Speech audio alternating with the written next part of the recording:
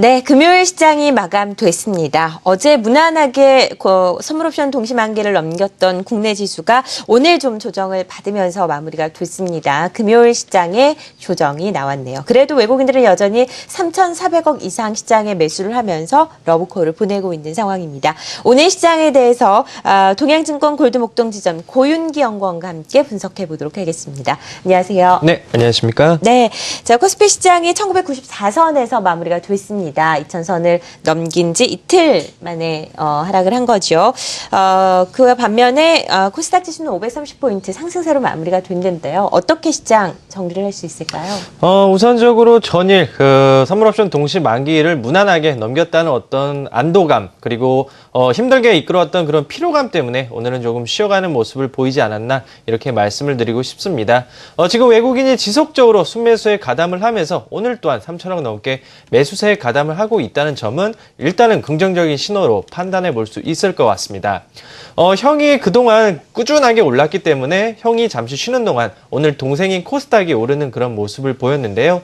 당분간 이런 흐름 자체는 지속될 것으로 지금 판단이 되고 있습니다.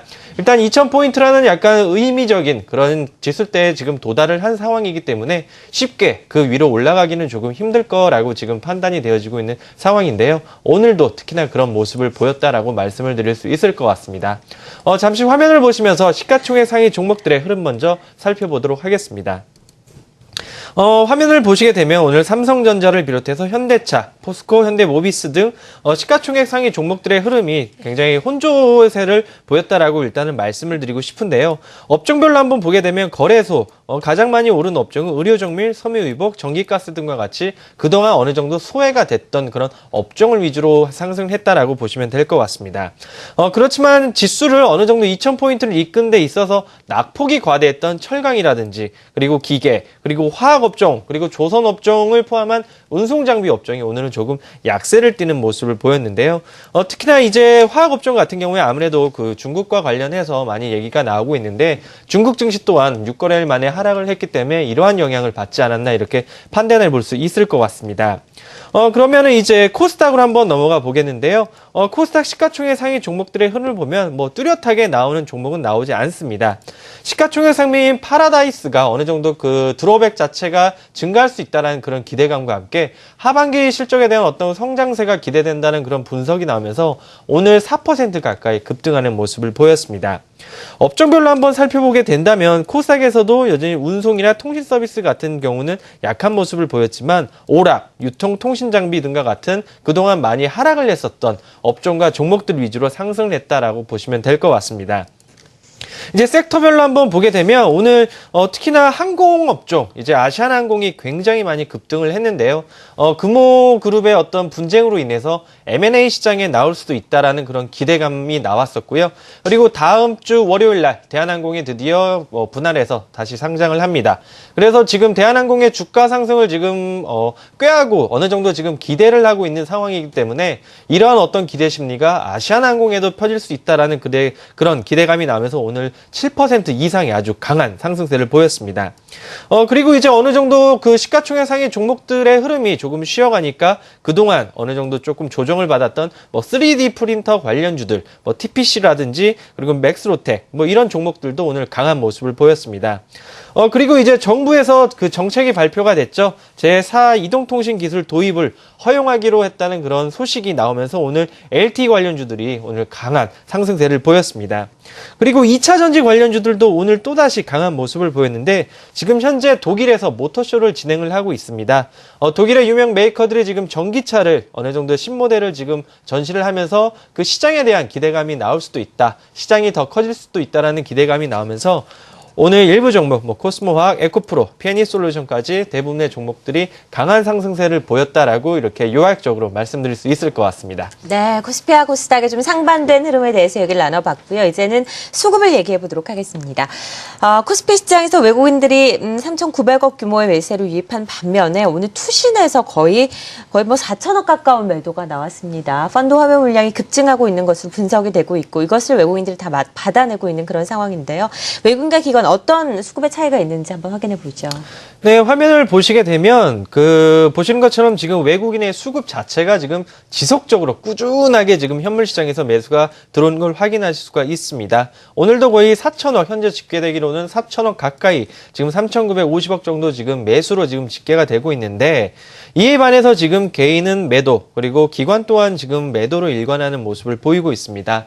아무래도 지수가 올라오기 때문에 어느 정도 지금 펀드 환매 물량에 대한 그런 부담감 때문에 지금 지속적으로 매도가 나오고 있는데요. 이러한 거는 투신권의 물량을 확인해 보시면 확인하실 수가 있습니다. 보시는 것처럼 금일 기관에서는 3,500억, 3,600억 수준까지 매도가 나왔었는데 투신권에서 3,800억 이상의 매도가 나왔습니다. 이 물량 어느 정도 기금에서는 조금 버텨주는 모습을 보였지만 투신권 물량 같은 경우에는 기관의 의지보다는 어떻게 보면 개인 투자자들, 펀드의 어떤 뭐 적립식으로 투자를 하셨다든지 아니면 거치식으로 투자하신 분들이 지수가 2,000포인트에 도달을 하니까 이제는 좀 환매를 해보자라는 그런 어떤 환매 심리가 작용을 하면서 지금 지속적으로 이렇게 매물의 압박으로 작용을 하고 있습니다. 이러한 논리 때문에 2,000포인트를 쉽게 가지 못하고 일정 부분 횡보 내지는 단기 약세가 나올 수 있다라는 그런 논리로도 작용을 할 수 있기 때문에요. 그렇기 때문에 지금 현재 그리고 외국인의 매수가 왜 들어오는지에 대해서 굉장히 의구심들이 많이 있으실 텐데 쉽게 생각하시면 됩니다. 지금 양적 완화 축소에 따라서 여러 가지 지금 채권 시장에서 주식으로 그리고 어느 정도 좀 안전자산 쪽이 아니라 위험자산 쪽으로 넘어가는 그런 상황에서 어느 정도 경제 체력이 탄탄한 뭐 한국이라든지 대만 쪽으로 지금 자금이 많이 몰려오고 있는 상황입니다.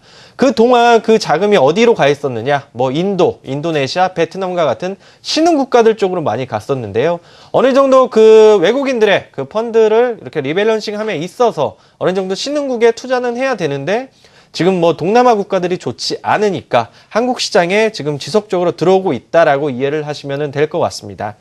그렇기 때문에 외국인의 이러한 매수세는 지속적으로 더 나올 수 있을 거라고 지금 판단이 되어지고 있는 상황입니다. 그렇다면 이제 코스닥으로 한번 보도록 하겠는데요. 코스닥 오늘 전 의미 있게 조금 해석을 해볼까 하고 있습니다. 보신 것처럼 외국인이 뭐 특출나게 매수세가 꾸준히 들어오기보다는 오늘 한 266억 원 정도 매수가 들어왔습니다.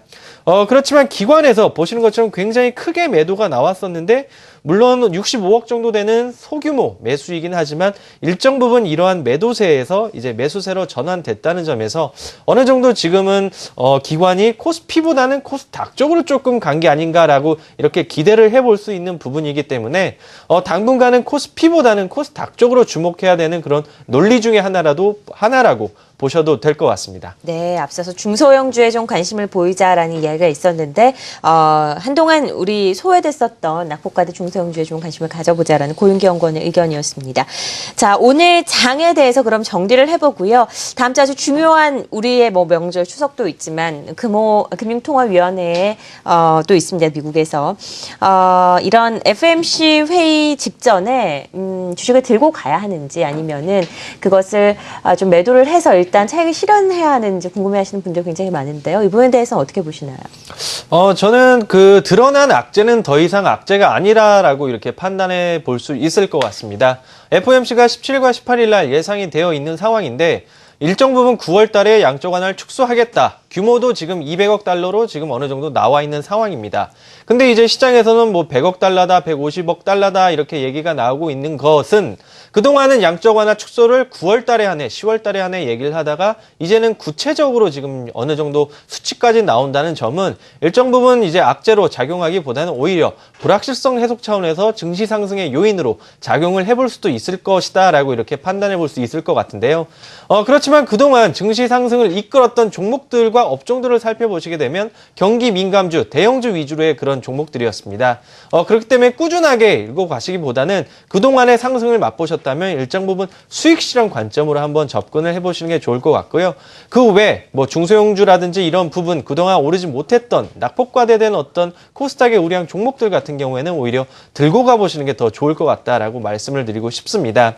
9월 달에 이제 17일과 18일 날 FOMC 회의가 있지만 오히려 그 부분보다는 10월 달에 있을 미국의 그 부채 협상 관련한 그 부분은 이제는 더욱더 주목을 해야 되지 않을까 이렇게 판단해 볼 수 있을 것 같습니다. 전반적으로 이제 시리아에 대한 그런 리스크는 어느 정도 지금 해소가 된 상황인 것만큼 그 부분은 이제 차치하고, 그리고 FOMC에 대한 그런 회의도 일정 부분은 차치하고, 그 다음이 이제 부채한도 협상이기 때문에 이 부분에 대해서 더 주목을 하시면 좋을 것 같고요.